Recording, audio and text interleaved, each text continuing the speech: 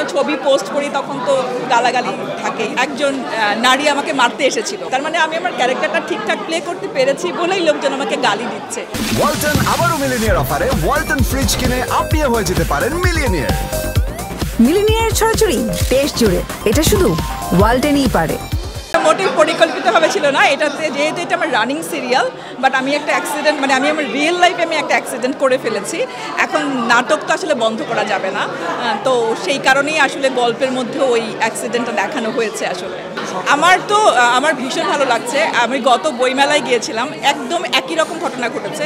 আমাকে একজন নারী আমাকে মারতে এসেছিল, তো আমার সাথে যে গেছে সে ভয় পেয়ে গেছে যে আমাকে এইভাবে অ্যাটাক করছে কেন। তখন আমি বুঝতে পেরেছি যে দেনা পাওনার কারণেই করছে। এছাড়া তো মানে যখন কোনো ছবি পোস্ট করি তখন তো গালাগালি থাকেই। আমি তো বলবো একটা পজিটিভ সাইড, তার মানে আমি আমার ক্যারেক্টারটা ঠিকঠাক প্লে করতে পেরেছি বলেই লোকজন আমাকে গালি দিচ্ছে। বাট লোকজন আবার এটাও বলে যে মানে ডিরেক্টর যাই বলুক না কেন, প্লিজ আপনি ভালো হয়ে যান।